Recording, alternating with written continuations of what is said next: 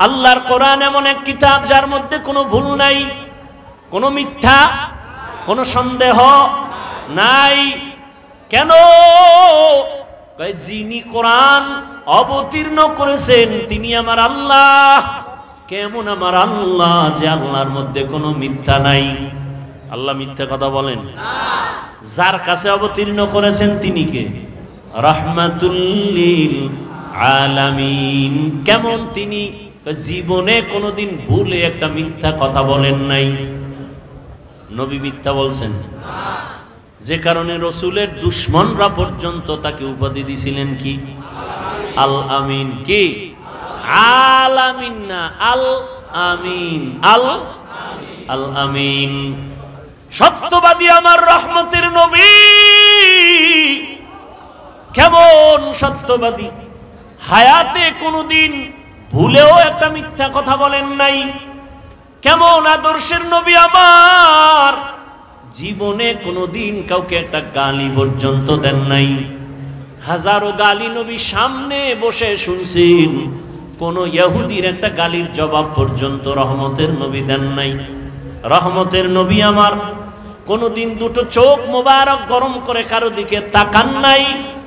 কারণ রহমতের নবী চোখ গরম করে যদি কারো দিকে তাকায়, সাথে সাথে লোকটা পুরিয়া ছাই হয়ে যাবে। কারণ রহমতের নবীর চোখের মধ্যে অনেক পাওয়ার। তাকাইয়া যদি রাগ মেজাজে তাকায় তাহলে পুরিয়া ছাই হয়ে যাবে। চোখের মধ্যে কি আছে? পাওয়ার আছে। ক্বালা রাসূলুল্লাহ সাল্লাল্লাহু আলাইহি ওয়া আলিহি ওয়াসাল্লাম, রহমতের নবী বলেন, ইত্তাকু ফিরাসাতাল মুমিন। মুমিনদের ফেরাসাতের পাওয়ার, কলবের পাওয়ার অনেক বড়। তোমরা এই বিষয়ে সতর্ক। ফাইন্নাহু ইয়ানজুরু বিনুরিল্লাহ। তোমরা চামড়ার চোখে যা দেখো তারা অন্যভাবে অনেক কিছু তারা দেখেন। চামড়ার আলো দিয়ে দেখেন আর চোখের আলো না। আল্লাহ তাদেরকে স্পেশাল পাওয়ার দান করেন, নূরের আলো দান করেন। ওই নূরের আলো দিয়া আল্লাহর বিশেষ বিশেষ বান্দারা অনেক কিছু দেখতে পায়। 27 বছরের যুবক তরবারি নিয়ে রহমতের নবীকে জবাই করতে গিয়া কালেমাওয়ালা হয়ে গেলেন। এত পাওয়ার! ওমর যেখান দিয়ে চলে ওখানে শয়তান চলে না, ভয়। যুবক সন্তান একটা মদের বোতল নিয়ে হাঁটতেছে, ওমরের দেখে কাঁপতেছে। বোতলটা ফালাইয়াও দিতে পারে না। বোতলের ভিতরে কি? এই কথা কন না কেন? মদ। ওমরের দেখে ভয়। যুবক কলব দিয়া মালিকের ডাক দিছে, মালিক তুমি ওমরের হাত থেকে বাঁচায় দাও, জীবনে আর কোনোদিন মদের বোতল হাতে নিব না। ওমর সামনে এসে কয়, রে যুবক হাতের বোতলটা দেও। যুবক ভয়ে বোতল দেয় না, কয় দেখি। যুবক কাঁপতেছে, কয় ভয় পাইস না। ওমর বোতলটা নিয়ে তাকায় দেখে যেই বোতলের মধ্যে মদ ছিল, নজর করে দেখে পুরা বোতলটাই সাদা দুধে ভরপুর হয়ে গেছে। কার কুদরত? আল্লাহ পরিমাণ পাওয়ার তার আপন বান্দাদের দান করেছেন। এই পাওয়ারের নাম কোরআনের ভাষায় ফুরকান, এই পাওয়ারের নাম হাদিসের ভাষায় ফেরাসাত। এই পাওয়ার আল্লাহর বিশেষ বান্দাদের দান করেন। অনেক কিছু বান্দাকে আল্লাহ জানায় দেন এই পাওয়ারের মাধ্যমে। দেখেন এই পাওয়ার আল্লাহ কোনো বেনামাজিকে দিবেন না, এই পাওয়ার কোনো মারাত্মক গুনাহ করনেওয়ালাকে দিবেন না। আল্লাহ এই পাওয়ার তাকেই দিবেন যেই বান্দা তাকওয়ার পাওয়ার নিয়ে মুজাহাদা করে। আর কে দারাত খৌফে হকদার দিল মাদাম জান্নাতুল মাওয়া দেহাদু রামাকাম। আল্লাহ শপথ করেছেন, অন্য অন্য জায়গায় শপথ করেছেন। আল্লাহ শপথ কেন করেছেন? সন্দেহ দূর করার জন্য না, বরং আল্লাহ বুঝাইতেছেন যেই জিনিসের শপথ করছি জিনিসটা বড় দামি। শপথের পরে যা বলবো কথাগুলো বড় দামি, অন্য কথার তুলনায় কথার গুরুত্ব আরো বেশি, এটা বুঝাবার জন্য আল্লাহ শপথ করেন। ওয়াত্তিন, والزيتون وطور سينين وهذا البلد الأمين لقد خلقنا الإنسان في أحسن تقويم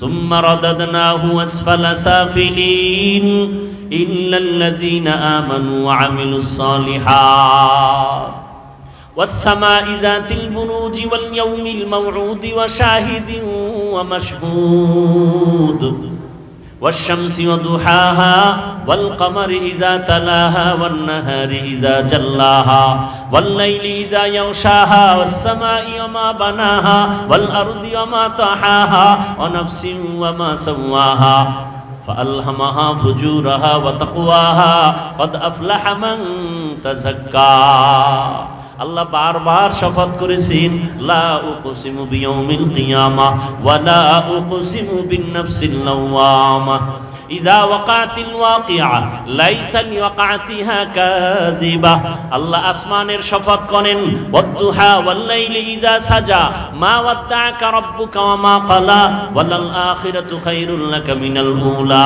আল্লাহ আসমানের শপথ করেছেন কেন বলে আসমান বড় দামি এক সম্পদ জমিনের শপথ কেন বলে জমিন একটা দামি আল্লাহর কাছে বড় দামি সম্পদ সূর্যের কসম সূর্যের আলোর কসম সূর্য একটা দামি সম্পদ অমূল্য সম্পদ আল্লাহ দিনের আলোর কসম করেছেন দিন বড় দামি এক সম্পদ তার আলো বড় দামি সম্পদ আল্লাহ তিনের কসম করেছেন তিন বড় দামি এক সম্পদ জৈতুনের কসম করলেন বড় দামি সম্পদ তুর পর্বতের কসম করলেন বড় দামি সম্পদ নিরাপদ শহর মক্কা নগরীর কসম করেছেন বড় দামি একটা সম্পদ আসরের শপথ করেছেন আসর বড় দামি একটা সম্পদ আল্লাহ বলেন আসর কেমন দামি বলে এটাকে যারা গুরুত্ব দিবে মূল্য দিবে তারাও হয়ে যাবে দামি জিরো থেকে হিরো হয়ে যাবে আসর বড় দামি এক সম্পদ যারা এই সম্পদটাকে কাজে লাগাবে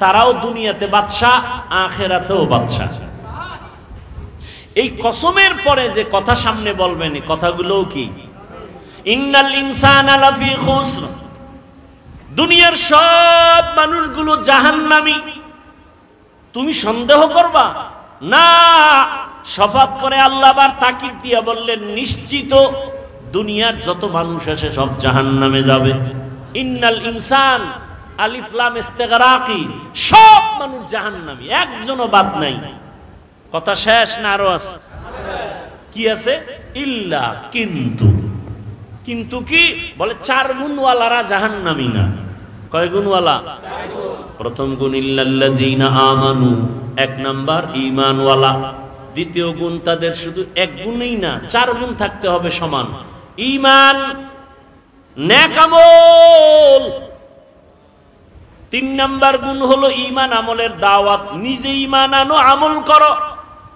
তিন নাম্বার গুণ হলো ঈমান আমলের দাওয়াত অন্যকে দাও চার নাম্বার গুণ হলো যারা ঈমান আমলের বিরোধিতা করে তাদের বাধা দাও প্রথম দুই গুণের সম্পর্ক বান্দার সাথে আর আল্লাহর সাথে প্রথম দুই গুণ আল্লাহর হক পরের দুই গুণ বান্দার হক আল্লাহর হকে যদি ত্রুটি থাকে আল্লাহ মাফ করবেন বান্দার হক যদি আদায় না করো আল্লাহ ক্ষমা দিবেন না বান্দা ক্ষমা না দিবে না দেওয়া পর্যন্ত তাহলে ওয়াল আসরি সূরা দিয়া কি বুঝলেন কয় যে চার গুণওয়ালারা জান্নাতে যাবে এই চার গুণের প্রথম দুই গুণ কার হক পরের দুই গুণ কার হক তাহলে একজনের ঈমান আছে আমলও করে জান্নাত পাওয়ার গ্যারান্টি এখনো মাত্র দুইটা হইছে আরো কয় গুণ আছে ও বান্দা তুমি নামাজ পড়ো রোজা রাখো পর্দা করো ঈমান আনছো আমল করছো হবে না তোমার আরো দুইটা গুণ আছে যেটা বান্দার হক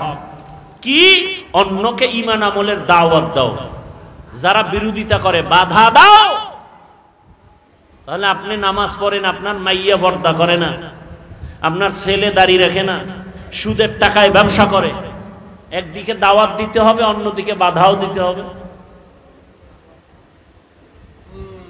বান্দার হক এজন্য কিয়ামতের ময়দানে প্রত্যেক সন্তান পিতামাতার বিরুদ্ধে আল্লাহর আদালতে মামলা দিবে রব্বানা ইন্না আতা'না সাদাতানা ওয়া কুবারানা ফাআদাল্লুনাস সাবিলা। আল্লাহ বলবেন, এরে সন্তান নামাজ পড়ছো? বলবে পড়ি নাই। রোজা রেখেছো? রাখি নাই। কেন? বলে আমার কোনো দোষ নাই, সব আমার মুরব্বী, নেতা, মা বাবা। আমার মা বাবা আমাকে নামাজের দাওয়াত দেয় নাই, মা বাবা আমাকে রোজার দাওয়াত দেয় নাই। আল্লাহ তখন বলবে, বান্দা তোরে বিবেক দিছি, বিবেকটা দিয়ে কাজ করো নাই কেন? কত সন্তান মা বাবা চায় না নামাজ পড়বে, কিন্তু সন্তান জোর করে নামাজি হয়ে গেছে, তুই হইবি না কেন? তখন বলবে ভুল হয়ে গেছে। আল্লাহ বলবে আজকে ভুলের বিচার হবে। বিবেকটারে সঠিক কাজে লাগাও নাই, বিবেকের বিচার হবে। ইন্নাস সামআ ওয়াল বাসারা ওয়াল ফুআদ কুল্লু উলাইকা কানা আনহু মাসউলা। বিবেকের বিচার। তখন সন্তান আল্লাহর কাছে আরেকটা আবদার করবে, হে মালিক, যেই মা বাবার অবহেলার কারণে আমি নামাজি হতে পারি নাই, যেই মা বাবার অবহেলার কারণে রোজা রাখতে পারি নাই, আমারে যদি তুমি ইনসাফের বিচার করো, আমার একটা আবদার হলো, রব্বানা আতিহিম যিফাইনি মিনাল আযাব ওয়ালআনহুম লা'নান কাবীরা। আমারে যেই শাস্তি দিবা তার ডবল শাস্তি আমার মা বাবাকে দিতে হবে। ও হাজী সাহেব, ভিআইপি প্যাকেজের হাজী, ছেলে বেপরদায় চলে, মেয়ে বেপরদায় চলে, কোনদিন দাওয়াত দেন নাই। বরং অনেক সন্তানরা রমাজানে রোজা রাখতে চায়, বাবা বাধা দেয়, চেহারা নষ্ট হয়ে যাবে। এরকম বাপ আছে না নাই? চেহারা নষ্ট হয়ে যাবে।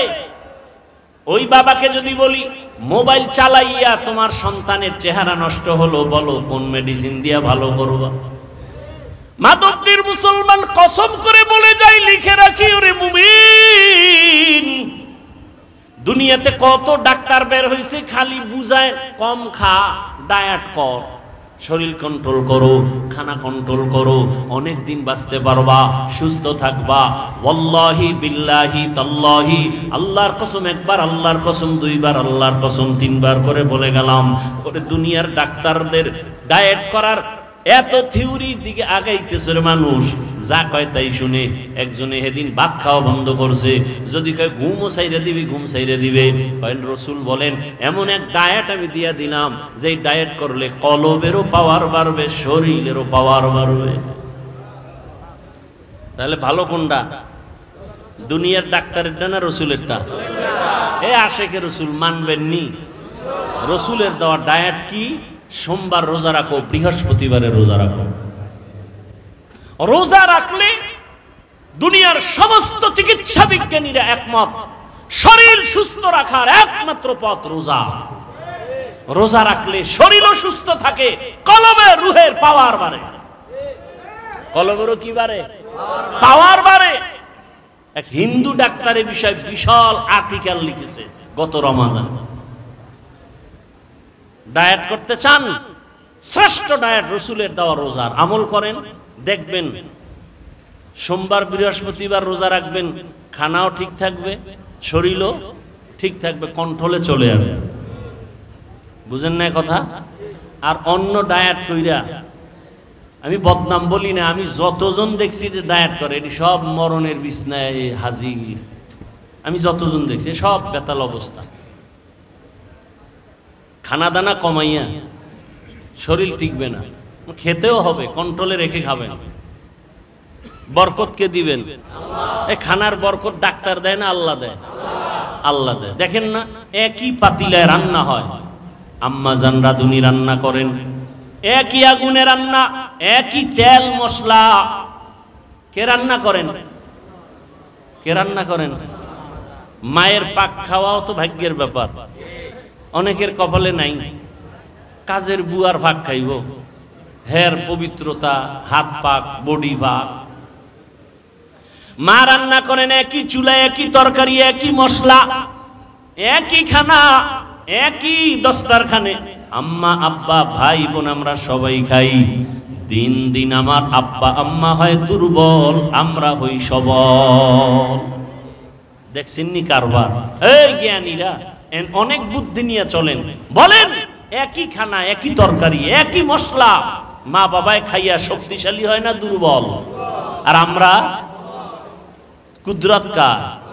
কাদের কুদরত দারি বরকামাল আনতা রব্বি আনতা হাসবি জুল জালাল তুহি কাদের জলিলুল্লাহ জাহাদার বহর হালে তুহি মেরা নেগাহদার।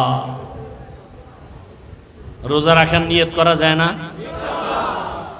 শরীর সুস্থ রাখার জন্য যদি চান তো রোজা রাখেন। আবার অনেক রোজাদার এমন আছে যে চিন্তা করে সারাদিন তো খাওন নাই, তো সাহারির টাইমে খালি ভর্তিই থাকে, খাইতে খাইতে খাইতে খাইতে আজান দেয় তখনও লোকমা শেষ হয় না, খাইয়ে জায়গায় হইয়া গেছে, আর দাঁড়াবার শক্তি নেই, চিন্তা করছে দুপুরেরটাও ঢুকাই। এই খাওয়া খাইলে হবে? রসুল একটু পানি দিয়া সাহারি করে ফেলছেন, একটা খেজুর দিয়ে ইফতারি হয়ে গেছে। ওই মুরব্বীরা বলতেন তিনটা জিনিস বাড়াইলে খালি বাড়ে। কয়টা জিনিস? কয়টা বাড়ে? তিনটা জিনিস যত বাড়াবেন তত বাড়বে। আহার, নিদ্রা, ভয়। খাওন যত বাড়াবেন বাড়তেই থাকবে, ঘুম যত বাড়াবেন বাড়তে থাকবে, ভয় যত বাড়াবেন ততই বাড়তে থাকবে। আপনি ভয় করতেছেন, কি বললে কি হবে, না, ভয়কে জয় করবে, এর নাম মুসলমান। ভয়কে জয় করতে হবে। ঘরে বসে থাকার সময় নাই। এ দেশ আমার, আমি আল্লাহর গোলাম, এ দেশের নেতৃত্ব আমাকেই দিতে হবে। কোন সুদখোর, ঘুষখোর, চাঁদাবাজ আর ধান্দাবাজের হাতে দেয়া যাবে না। আমার দেশের ক্ষতি করার সুযোগ দেয়া যাবে না। মায়ের ইজ্জত নষ্ট করবে এই সুযোগ দেওয়া যাবে না। চোরের হাতে দেশ দিলে দেশ ধ্বংস হয়ে যাবে, জাতি ধ্বংস হয়ে যাবে। একজন সচেতন মানুষ কোনোদিন দেশ ধ্বংস করার সুযোগ দিতে পারে না। আল্লাহ হেদায়েত দান করুন। আলেম ওলামারা আপনাদেরকে অনেক কথা বলেন, আলেম ওলামারা আপনাদেরকে বিশাল চাকরি দিবেন, কোটি টাকার মালিক বানাবেন, 5 তলা বিল্ডিং করবেন। এই চাপাবাজি শোনার দরকার নাই, বলারও দরকার নাই। এতটুকু আলেম ওলামারা বলবে 100% গ্যারান্টি দিয়া কি এ দেশ যেভাবে আছে ক্ষতি হওয়ার হাত থেকে আলেমরা এতটুকু পাহারাদারি করবেন, কোন চোর, কোন দুর্নীতিবাজ, চাঁদাবাজ, ধান্দাবাজ এ দেশের কোনো ক্ষতি করতে পারবে না, এ জাতির কোনো ক্ষতি করতে পারবে না ইনশাআল্লাহ। এই গ্যারান্টি দেওয়ার সম্ভাবনা আছে না নাই? আছে। তবে আপনাদের এক হতে হবে, আমাদের এক হতে হবে, দূরত্ব কমাইতে হবে, মুসলমান কালেমার এক পতাকায় আসতে হবে। আপনাদেরও সহযোগিতা করতে হবে, করবেন না? আপনাদের সহযোগিতা কি? ফেসবুকে বিভিন্নভাবে আলেমদের বিরোধিতা করবেন না, এটা হলো বড় সহযোগিতা। এই ভক্ত টক্তরা সব উল্টা পাল্টা করে ফেলে, কানে আইসা কয় হুজুর অমুক হুজুরে তো আপনার সাইজ করে দিছে, বানাই সানাই কিছু কইছে, হুজুরের মানুষ হিসাবে শরীরে রক্ত গরম, মাথাও গরম। কি ওরে অনেক ভালো জানতাম, এই কথা বলছে? কহা আচ্ছা ঠিক আছে। যদি ফেসবুক চালায় হুজুর তো জাগাত বিসমিল্লাহ ছাড়া লিখে দিবে 2 কলম ইশারা ইঙ্গিতে। আমি আলেম ওলামাদের থেকে এটা আশা করি না। এই আপনাদের মধ্যে এরকম ঝামেলা যুক্ত লোক আছে না? অন্তত ওলামায়ে কেরামের বিরুদ্ধে কিছু লিখবেন না, পক্ষে লেখেন, পক্ষে লেখেন, বিরুদ্ধে লেখেন না। এটা আপনাদের বড় সহযোগিতা। সব ওলামায়ে কেরামকে এক মনে মেনে দোয়া নেওয়ার চেষ্টা করবেন, বিরোধিতা করে গুনাহগার হওয়ার অপচেষ্টা চালাবেন না। আল্লাহ তৌফিক দান করেন।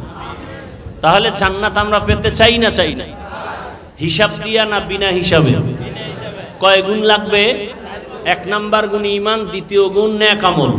এখন আমল লাগে না, এমনিই নাচনেওয়ালা বুড়ি আরো যদি পায় ডোলের বাড়ি। মানুষ আমল করতে চায় না, আর একজন বলে বেশি আমল লাগে না।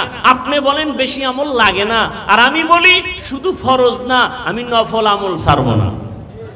আপনি বলেন আপনার আমল লাগে না, আর আমি দেখি আমার আমল এখনো করতে পারিনি, হাসরের ময়দানে রাসূলের হাদিস, কিয়ামতের দিন বান্দার ফরজ আমলের ঘাটতি পূরণ হবে নফলের দ্বারা, নফল আমলের দ্বারা। আমল লাগবে না লাগবে না? লাগবে না। মানে দুনিয়াতে মানুষ আল্লাহ পাঠাইছেন আমলের পরীক্ষা দেওয়ার জন্য। আল্লাযী খালাকাল মাউতা ওয়াল হায়াতা লিয়াবলুয়াকুম আইয়ুকুম আহসানু আমালা ওয়া হুয়াল আজিজুল গফুর।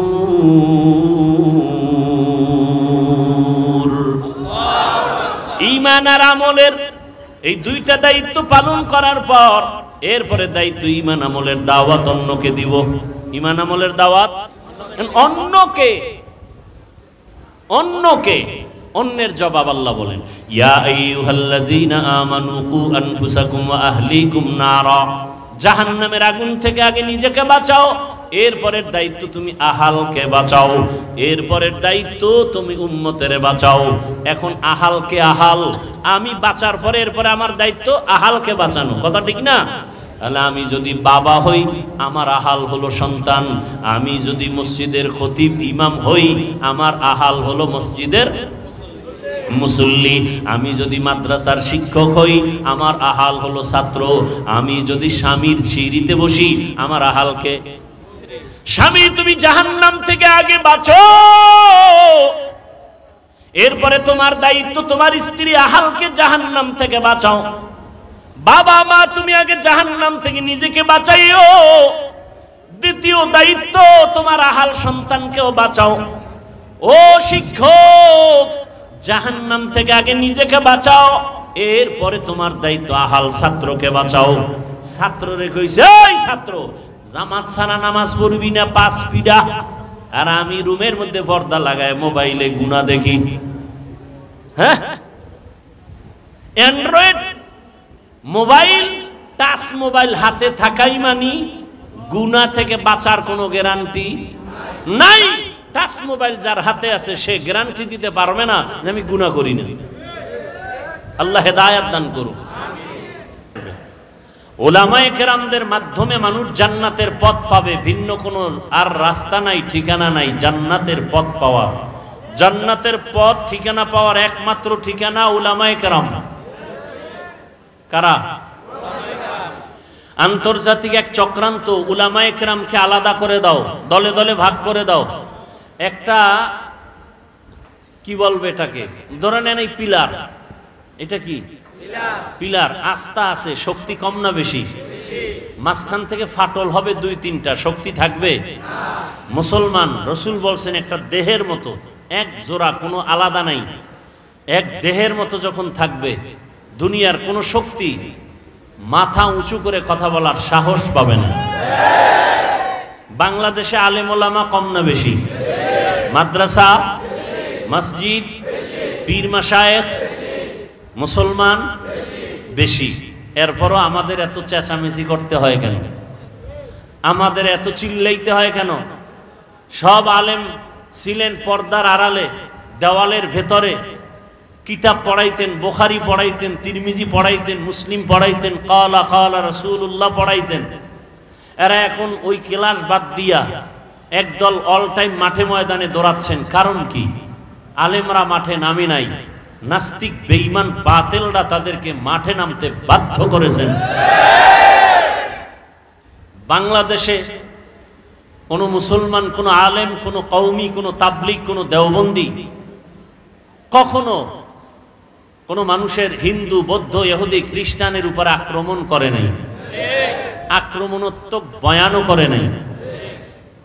করছে? তাহলে নাস্তিক কেন আলেমকে গালি দেয়? বিধর্মী কেন ইসলামের বিরুদ্ধে কথা বলে?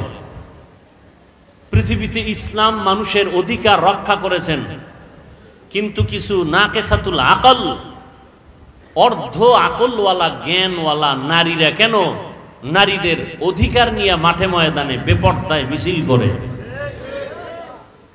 ইসলামের বিরুদ্ধে আঘাত করে? করে না করে না? আমরা তো হিন্দুদের ধর্মের উপর আঘাত করিনি, ইহুদি ধর্মের উপর আঘাত করি নাই। আল্লাহ তো স্বাধীনতা দিয়া দিছেন, লা ইকরাহা ফিদ্দীন, ধর্ম নিয়ে কোনো জোর জবরদস্তি করা যাবে? হিন্দু তার ধর্ম পালন করবে স্বাধীনভাবে, ইহুদি তার ধর্ম পালন করবে স্বাধীনভাবে, খ্রিস্টান তার ধর্ম পালন করবে স্বাধীনভাবে।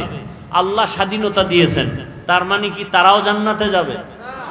স্বাধীনতা দিলেন কেন?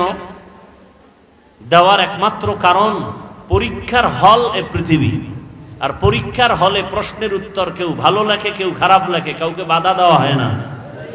দেওয়া হয়? দেওয়া হয় না। কিন্তু ফলাফলের বেলায় দেখা যাবে কে গোল্ডেন এ প্লাস, কে পাশ করলো, কে ফেল করলো। কথা বুঝে আসছে? কিন্তু তারা ধর্ম পালন করতে গিয়ে যদি মুসলমানের উপর আক্রমণ করে, তখন আর মুসলমান বসে থাকার কোনো সুযোগ নাই।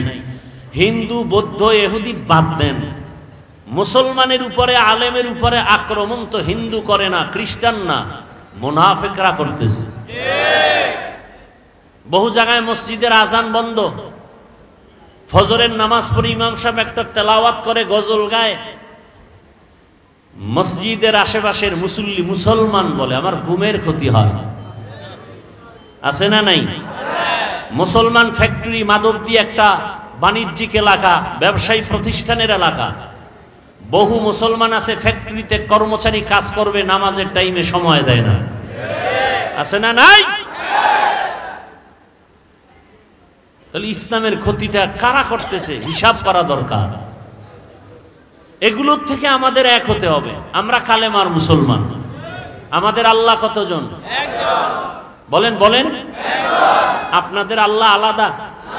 আমগো হুজুরদের আল্লাহ আলাদা? তাবলিগ চরমনের আল্লাহ ভিন্ন? তাহলে সবার আল্লাহ রসুল, কোরআন, কাবা, ধর্ম, কালেমা। তাহলে ভিন্নতা কেন? দ্বন্দ্ব কেন? দুনিয়াতে আসছি সিস্টেম, বিদায়বেলা কাফনের সংখ্যা, সারা দুনিয়ার পুরুষের কাফন কয়টা? মহিলাদের কতটা? কালার হবে আলাদা। চরমনাইওয়ালাদের কাফনের কালার একরকম, তাবলিগওয়ালাদের কাফনের কালার ভিন্ন।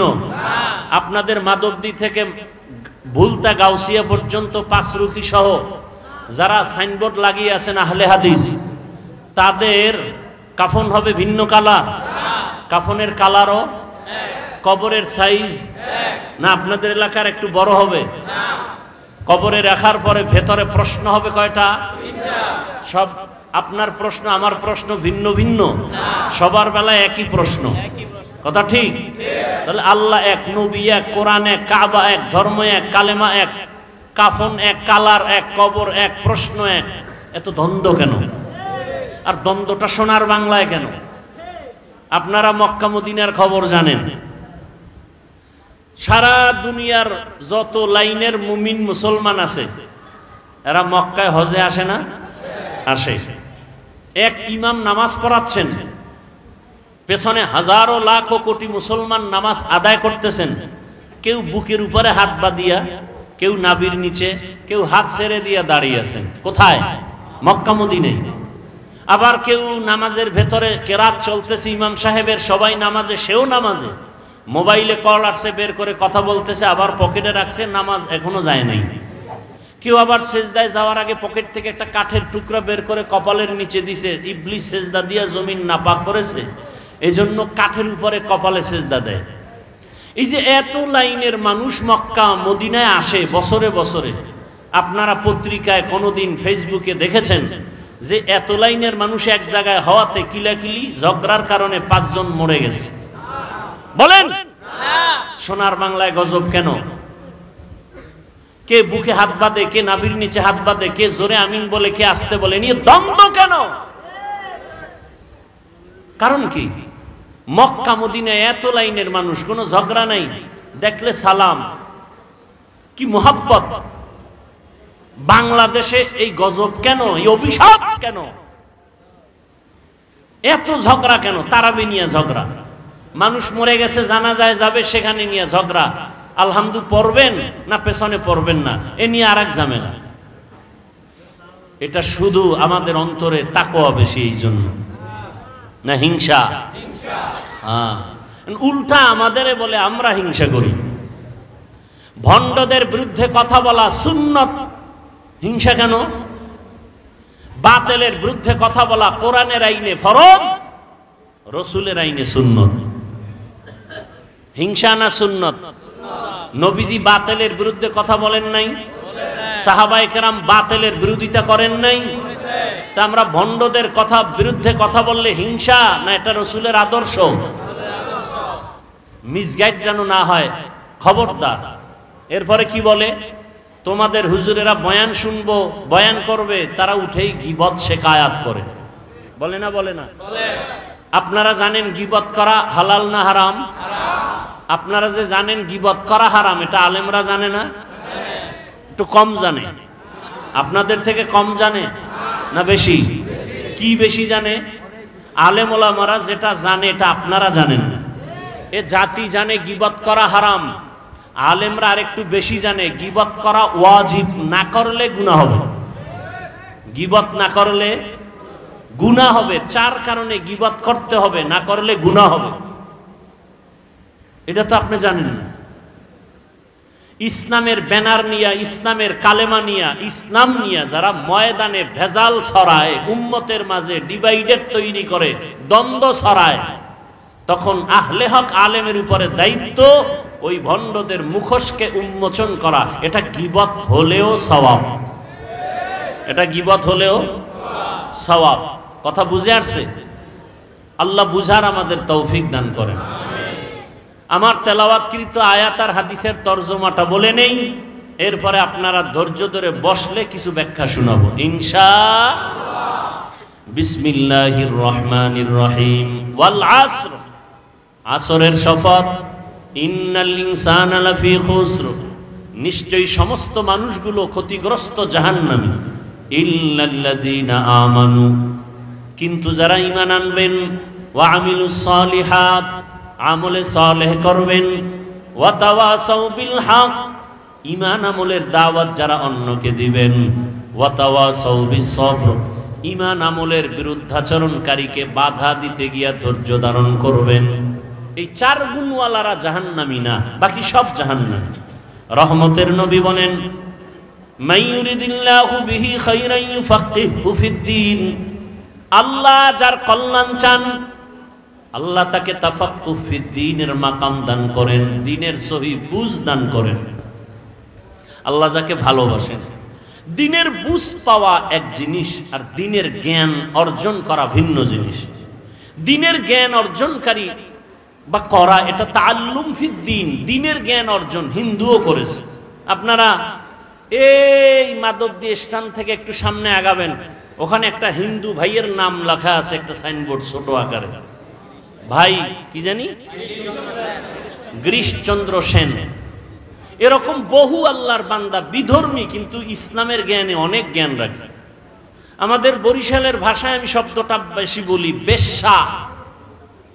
বাংলাদেশের এক কুখ্যাত বেশ্যা তাসলিমা নাসরিন, অথচ সে এমবিবিএস ডাক্তার। কি ডাক্তার? MBBS doctor. সে বলেছে আল্লাহ জালেম। আল্লাহ, সে এমবিবিএস ডাক্তার, যেমন তেমন নরমাল ডাক্তার না, এত বড় দামি ডাক্তার। নাম কত সুন্দর, কিয়ামতের দিন আল্লাহ নামের বরকতেও জান্নাত দিয়ে দিবেন। তাসলিমাকে দিবেন কিনা সেটা পরের কথা। নাম এত সুন্দর, হাসানুল হক নাম কত সুন্দর, রাশেদ খান নাম কত সুন্দর, ইকবাল, হুমায়ুন আজাদ, সুন্দর না? নাম কত সুন্দর, আহমদ শরীফ, জগৎ বিখ্যাত মুরতাদ। কি মুরতাদ? নাম কত সুন্দর, সালাহ উদ্দিন। কি নাম? সালাহ উদ্দিন।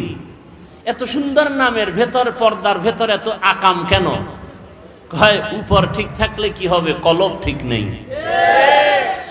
সারা দুনিয়ার মানুষ বাংলাদেশে বিলবোর্ডে লেখে, দিনকে বদলে দাও, দিনকে বদলে দাও। আর সব উলামায়ে কেরামের মিশন একটা, দিলকে বদলে দাও। দিল, দিল। সারা দুনিয়াবাসী কি বদলায়? দিন। উলামায়ে কেরাম কি বদলায়? দিল। দিল বদলাইতে পারলে দিন বদলে যাও বলতে হবে না, অটো দিন বদলে যাবে। এই দিলকে বদলাতে হবে। রাসূল দুনিয়াতে আসছেন মক্কা নগরীতে এসে দিন বদলায় নাই, কাফের মুশরিকের কি বদলাইছেন? দিল বদলাইছেন। যে কারণে তরবারি নিয়ে রাসূলকে হত্যা করতে গিয়েও 27 বছরের যুবক কালেমা পড়ে মুসলমান। নাম কি? কেমন মুসলমান? যে শয়তান দেখলে ভয় পায়। আমরাও মানুষ, তারাও। আমরা কেমন মানুষ? বাঘ দেখলে ভয় পাই, ঠিক নেই? আর উজানির কারি ইব্রাহিম কেমন মানুষ? বাঘ তাকে ভয় পায়। সেও মানুষ, আমরাও মানুষ। ব্যবধান আছে না নাই? আমরা সাপ দেখলে ভয় পাই, আর তারা কেমন মানুষ যে সাপ তাদেরকে ভয় করেছেন। আমরা বাঘ দেখলে ভয় পাই, আর তারা কেমন মানুষ যে বাঘ তাদেরকে ভয় করেছেন। বাঘকে বলে, এই বাঘ, আমি এখন এই জঙ্গল কেটে বসবাস করব, তুমি তোমার অন্য গন্তব্যে চলে যাও। বলতে দেরি বাঘ তার বাচ্চা কাঁধে নিয়া কুমিল্লা জেলার একটা থানা আছে লালমাই থানা। লালমাই থানাতে আছে একটা পাহাড়, ডাইরেক্ট বাঘ ওখানে চলে গেল। কুদরত কার? সেই কথা শুই না একদল ভালো মানুষের চান্দি গরম। এটা কেমনে সম্ভব? এটা সম্ভব কেমনে? দিন বদলে গেলে হবে না, দিল বদলে গেলে সম্ভব। আপনাদের এলাকায় গরু দিয়া হাল চাষ করে না? যারা চাষি গরু দিয়া চাষ করে এরা বিএ পাস? সাধারণ মানুষ? মোটামুটি ফাগরিওয়ালা না বিড়ি টানে? বিড়ি টানে, নামাজ নাই, দক্ষিণ পশ্চিম চিনে না। এই মানুষগুলো যখন গরু দিয়া চাষ করে, এরা যখন গরুর সাথে কথা বলে, সত্যটা স্বীকার করেন, তখন গরু শুনে তাদের কথা? গরুকে যদি বলে দাঁড়াও, গরু দাঁড়ায়নি। এই মাদবদীর বিচক্ষণ জ্ঞানীরা শুনো, একজন মাঠের চাষির কথা গরু শুনে, গরুকে যদি বলে ডানে যাও, যায়নি। বামে যাও, যায়নি। একটা চাষির কথা যদি গরু শুনে, একজন তাকওয়াওয়ালা আল্লাহওয়ালার কথা বাঘ শুনবে না কেন? তোমার দিল বদলাতে হবে। আইও, কি বদলাতে হবে? দিল বদলানো। আল্লাহওয়ালাদের সামনে বসো। আমি তো অনেক জায়গায় বলছি, চরমনাই নিয়ে উজানি নিয়ে সব প্রশ্ন বাদ দাও। উজানির মাঠে যাও, চরমনাইয়ের মাঠে যাও, বয়ান শুনো, সব প্রশ্নের জবাব অটোমেটিক কলবে এসে যাবে, কোনো প্রশ্ন নাই। তুমি বসে বসে কাগজ কলমে হিসাব মিলাও, এই সমস্যা। আর একদল হিসাব বন্ধ কইরা আল্লাহর দিকে আগায় গিয়া তারা এখন বহুদূর আগায় গেছে। এরা জিকিরের লাইনে অনেক আগায় গেছে, তেলাওয়াতের লাইনে আগায় গেছে, রুহানি পাওয়ার তাদের এত বেড়ে গেছে, তাদের চোখের দিকে তাকাইয়া কথা বলার সাহস কোনো ব্যক্তির নাই। আল্লাহ হেদায়াত দান করুন। তো আল্লাহ যাকে ভালোবাসেন তাকে তাফাক্কুহ ফিদ দ্বীনের মাকাম দান করেন। দ্বীনের জ্ঞান না দ্বীনের বুঝ? দ্বীনের জ্ঞান অর্জন করা আলাদা, দ্বীনের বুঝ পাওয়া আলাদা। দেখেন, আমরা এখানে সবাই একটু আগে বলছি আমরা এক আল্লাহর গোলাম, সবাই মুসলমান, কথা ঠিক? আপনার আমার আল্লাহ, নবী, কাবা, কালেমা, ধর্ম, কোরআন এক। তা আপনাকে বয়ান করতে হবে কেন? বয়ান তো তাদেরকে করব যারা আল্লাহ চিনে না, নবী চিনে না, কোরআন বুঝে না, হাদিস বুঝে না, আখিরাত চিনে না। আপনি আল্লাহ চিনেন, আপনার আমার আল্লাহ এক, নবী এক, কোরআন এক, আপনাকে বয়ান করব কেন? বরং বয়ান করব কেন না, আপনার পেছনে ঘুরতে ঘুরতে কুত্তার মতো পাগল হয়ে গেছে, ঘুম নাই, খানা নাই, সব আলেমরা পেছনে আপনাদের। হিন্দুদের বয়ান করবে কেন? আপনাদের পেছনে সময়, কিসের বৃষ্টি আর রৌদ্র, আপনাদের পেছনে সময়। একই আল্লাহর গোলাম। আমি কেমন মানুষ, টুপি খুলতে চাই না, লজ্জা। আপনি কেমন মুসলমান, টুপি দিতে চান না, লজ্জা। টুপি দেওয়া লাগে, এটা বুঝেননি? টুপি দেওয়া লাগে না, লাগে না? বুঝে দেয় না কেন? জানে টুপি দেওয়া দিলে ভালো, দেওয়া লাগে, মুসলমান হিসেবে দেয় না কেন? জানা আছে কিন্তু বুঝ নেই। জ্ঞান আছে, টুপি দেওয়া দরকার, দেয় না কেন? বুঝ নাই। যেদিন কলবের পরিবর্তন হবে, বুঝ এসে যাবে তখন স্কুলে পড়নেওয়ালাও টুপি লাগাই দেবে, কলেজে পড়ুয়াও টুপি লাগাবে। আমি দাড়ি কাটতে চাই না আর আপনি মুসলমান দাড়ি রাখতে চান না। আমি দাড়ি কাটতে গেলে লজ্জা আর আপনি মুসলমান দাড়ি রাখতে গেলে লজ্জা। আমি নামাজ না পড়লে লজ্জা পাই আর আপনি নামাজ পড়তে গেলে লজ্জা পান। আমি মসজিদে না ঢুকলে লজ্জা আর আপনি ঢুকতে গেলে লজ্জা। কারণ কি? জ্ঞান আছে, বুঝ নাই। মসজিদে যাওয়া লাগে মুসলমান হিসাবে, এই জ্ঞানটা আছে না নাই? যায় না কেন? বুঝ যেদিন ঠিক হয়ে যাবে সেদিন জেনারেল পড়ুয়া ব্যক্তিও মসজিদে ঢুকে যাবে। সেদিন জেনারেল লাইনের মানুষের দাড়ি লম্বা হয়ে যায়। আর্মির চাকরি করে যুবক বলে চাকরি ছেড়ে দিয়েছি। কেন? বলে বারবার বলা হচ্ছে আমাকে দাড়ি কেটে ফেলো। আমি বললাম চাকরি ছেড়ে দিলাম, দাড়ি ছাড়বো না। এ তো 2-3 মাস আগের কথা বলছি। আর আপনাকে বয়ান করার পরেও আপনার টুপি মাথায় দিতে এখনো চিন্তা করতে হবে। আমরা তো বলি না এই আমার মতো পাঁচকল্লি লাগাও, আমার মতো কওমি মাদ্রাসায় যাও, তাবলিগে যাও, পীরের কাছে যাও, একবারও বলি নাই। আমি যতটুকু বলবো রহমতের নবীর আদর্শের মালা গলায় লাগাও। এজন্য দিনের বুঝ বড় দামি এক সম্পদ। আল্লাহ আমাদের সকলকেই দিনের সহি সমঝ দান করেন। অন্তর থেকে বলেন আল্লাহুম্মা আমিন। আল্লাহুম্মা এক শব্দ, আমিন আর এক শব্দ। আল্লাহুম্মা আমিন, আল্লাহুম্মা আমিন, মামিন না আমিন। তাহলে আল্লাহুম্মা আমিন, বুঝলেন না? আসসালামু আলাইকুম, সালাম আলাইকুম, মালাইকুম কি?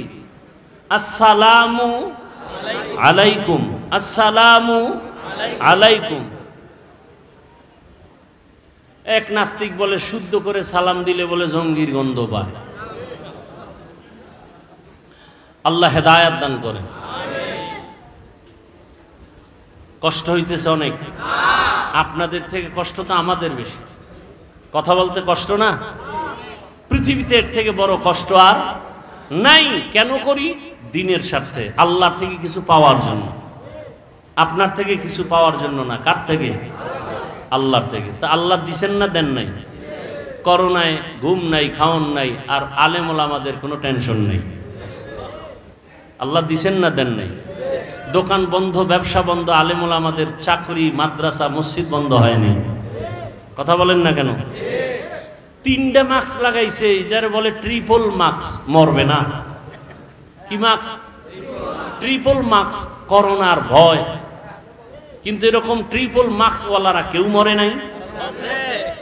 আর মাস্ক বাদ দিয়ে আলেম ওলামারা সেই করোনার লাশগুলো কাঁধে নিয়ে গোসল করাইলেন, কাফন পড়ালেন, জানাজা দিয়া কবরে রাখলেন। কোন হুজুর তো করোনায় মরে নাই।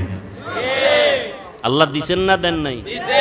এখনো একদল বিপদগামী, মানুষের মধ্যে শান্তি নাই, ব্যবসার ঘরে শান্তি নাই। আলেম ওলামার কোনো টেনশন নেই। আছে কোনো টেনশন? আমরা খাইলেও আলহামদুলিল্লাহ, না খাইলেও আলহামদুলিল্লাহ। আমরা বাঁচলেও আলহামদুলিল্লাহ, মরলেও আমাদের চতুর্দিকেই লাভ আর লাভ, লাভ আর লাভ। আচ্ছা আমাকে বলেন তো, সত্য কথা বলবেন, সরকারি বেসরকারি চাকরি করে ডিউটি কয় ঘন্টা? খবর নেই। আপনারা না এখানে চাকরিজীবী বেশি? যারা চাকরি করে এদের সাথে ডেট হয় কত ঘন্টা? প্রতিদিন 8 ঘন্টা ডিউটি, এটা নিয়ম। বাকিটা ওভার টাইম। বুঝেন নাই? আচ্ছা, সরকারি বেসরকারি যে ডিউটি করে 8 ঘন্টা, মাসে বেতন কত? নিম্নে কত? খবর নেই। মানে হারাম খাইতে খাইতে এখন আসল যে কি পাইতেছেন এর খবর নেই। কত বেতন মাসে? 20,000। সরকারি বেসরকারি চাকরি যারা করে কত বেতন? কত? 15,000, 20,000 না? আচ্ছা ধরে নিলাম 15,000। ঠিক আছে। ইমাম সাহেব মসজিদে নামাজ পড়াচ্ছেন, ডিউটি কয় ঘন্টা বলেন?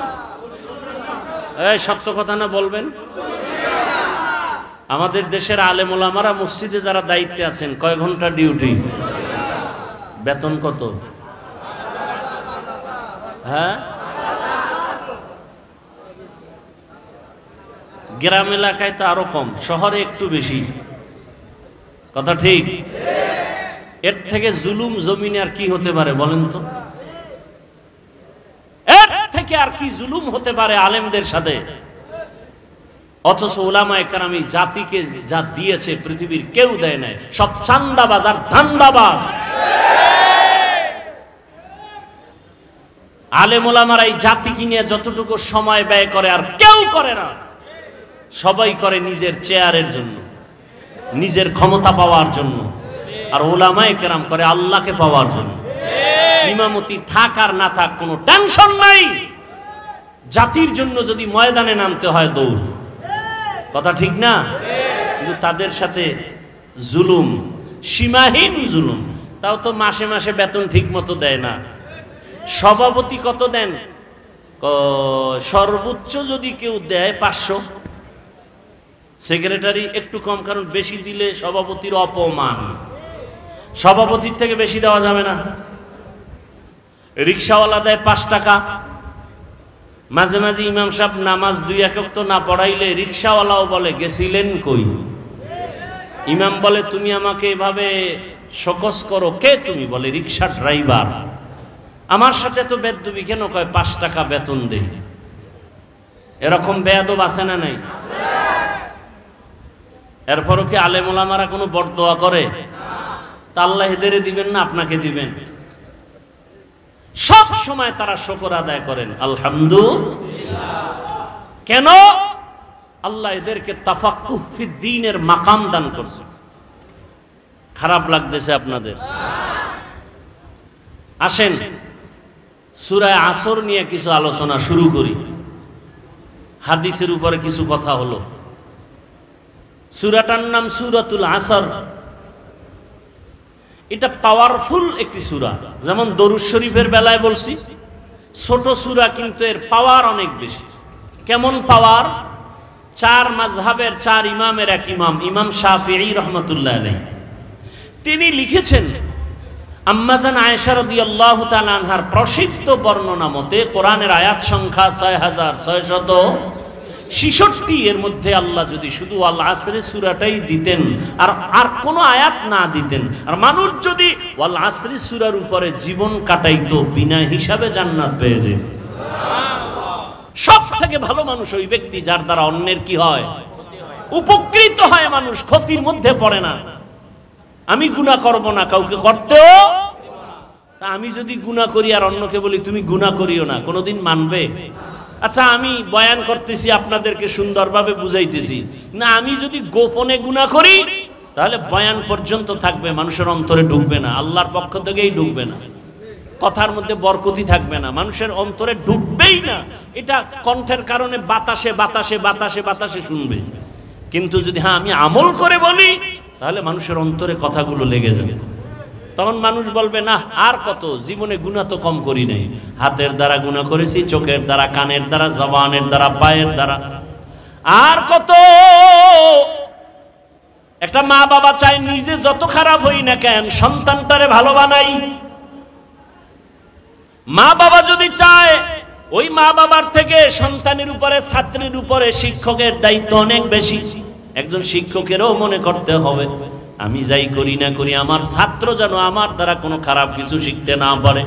আমি আমার মাদ্রাসায় বসে ওস্তাদদেরকে বলেছি, শিক্ষকদের বলি, আপনারা যখন হাঁটেন মনে করিও না আপনি একা একা হাঁটেন, আপনার পেছনে ছাত্ররা সব কিছু নজর করে।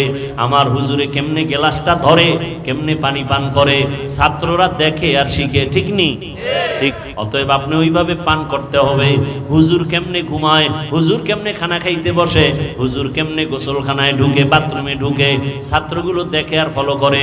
হুজুর কেমনে লোকমাটা মাখে, হুজুর কেমনে চলে, সব কিছু দেখতেছে। এই জন্য বলি ওয়ারাসাতুল আম্বিয়া শুধু উম্মতের আদর্শ না, একজন আলেম হলো পুরা জিন্দেগির আদর্শ। আমি আলেম, মানুষ আমাকে আলেম বলে না, আমার দায়িত্বটা কেমন? আপনি বাবা, আপনার দায়িত্ব শুধু সন্তানের উপরে, কিন্তু আলেমের দায়িত্ব কত কঠিন। আমি বাবা, আমার সন্তান আমাকে ফলো করে, ওদিকে আমি মাদ্রাসার শিক্ষক, আমাকে ছাত্র ফলো করে, ওদিকে আমি মসজিদের মুসল্লি, ইমাম মসজিদের মুসল্লি আমাকে ফলো করে। ইমাম সাহেব হুজুর কেমনে আঙ্গুল দিয়া হাতটা বাঁধে, ইমাম সাহেব হুজুর কেমনে পাগড়ি বাঁধে, ইমাম সাহেব হুজুর কেমনে পান করে পানি, ইমাম সাহেব হুজুর কেমনে জুতা পরে, মুসল্লিরা দেখে আর শিখে। এক বক্তা বয়ানে উঠতে গেছে, নাম কব না, বুঝাবার জন্য বলি, সমালোচনা না, আল্লাহ হেদায়াত দান করুক আমাকেও। বক্তা বয়ানে গেছে, টাইম শেষ, কিন্তু আর বাথরুমে যেতেই হবে, দৌড়ে গেছে পাশে এক প্রস্রাবখানায়। মুসল্লিরা খোলা মাঠে তাকায় দেখছে বক্তা, প্রধান বক্তা আসতে হয়েছে দেরি, এখন আইসা ঢুকছে প্রস্রাব করতে, প্রস্রাব করে আইসাই স্টেজে বসছে। কি করে নাই? ওযু করে নাই। ওযু না করলে গুনাহ হবে? আরে ভাই, প্রস্রাব করে আসছে, ওযু না করলে গুনাহ হবে? কিন্তু মুসল্লিদের, শ্রোতাদের ভক্তি কত, মানুষ অর্ধেক উঠে গেছে, না এই হুজুরের ওয়াজে বরকত হবে না। তাহলে একজন আলেম কতটা জিম্মাদারি মাথার মধ্যে, কতটা মাথার মধ্যে। কিয়ামত পর্যন্ত আর রাসূল আসবেন না। ইমাম ওলামা ইমাম কিনা ওলামা মাশায়েখ আইম্মা, জাতির রাহবর, এই শ্রোতারা আমাকে ফলো করতেছে, ঠিক না? কি ফলো করবে?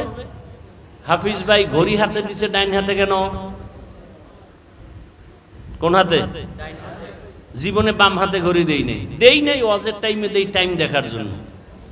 এই টাইমটাও তাও কোন হাতে দিছি? ডান হাতে। এটা সুন্নত না মুস্তাহাব না? বাদশাহ হারুন রশিদের যুগে ঘড়ির জন্ম হয়েছে। কোন যুগে? বাদশাহ হারুন রশিদের যুগে। ডান হাতে দিলাম কেন?